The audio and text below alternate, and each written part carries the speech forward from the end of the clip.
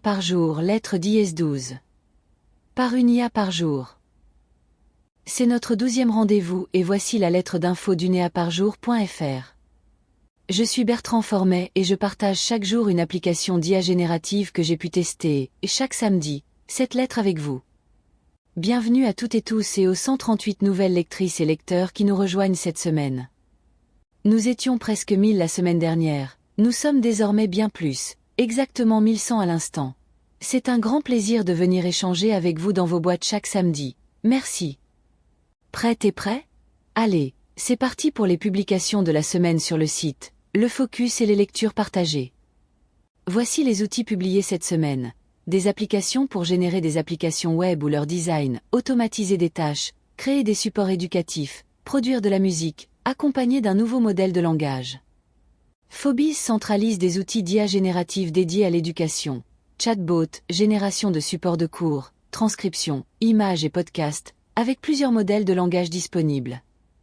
https://www.duonoparjr//fobiz. FlowItOS, un navigateur qui automatise des recherches ou des tâches complexes via un agent autonome, avec génération de contenu structuré.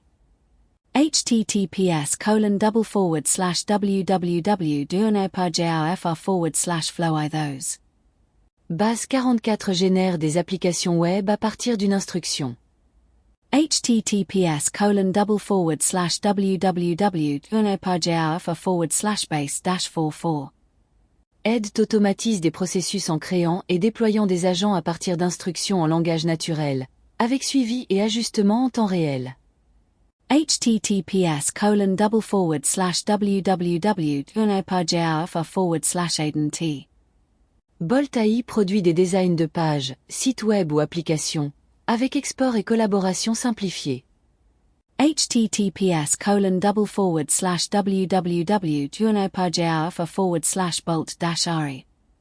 Make Song est conçu pour composer des morceaux de musique, instrumentaux ou avec paroles, à partir d'un descriptif ou de paroles importées.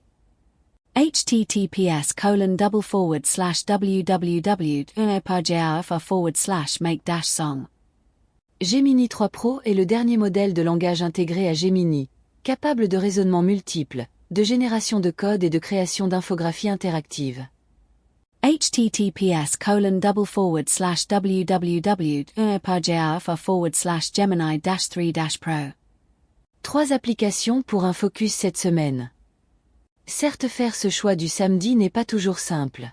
Nous avons cette semaine une application et un navigateur orienté vers l'automatisation, FlowItOS et Aide, et un modèle de langage orienté raisonnement et tâches complexes, Gemini 3 Pro. Je les regroupe tous les 3.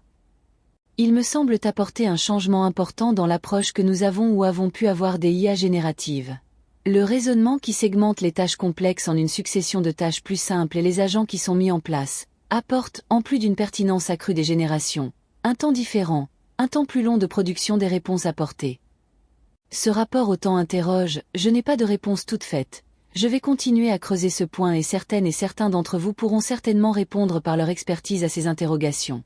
Je vous livre donc quelques-unes de mes réflexions, en cours et mouvantes, qui touchent selon moi à notre rapport aux IA génératives.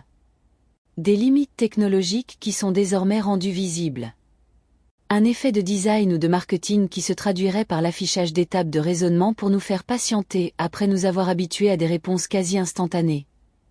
Un abandon progressif de l'effet waouh apporté par la vitesse de réponse, synonyme d'une adoption de plus en plus massive qui ne nécessite plus d'aller convaincre de nouveaux utilisateurs dès la première approche. Cet effet waouh étant déplacé sur la réponse apportée ou sa mise en forme. Ou la recherche par les éditeurs d'une pertinence accrue nécessitant d'engager des phases de vérification qui prennent plus de temps.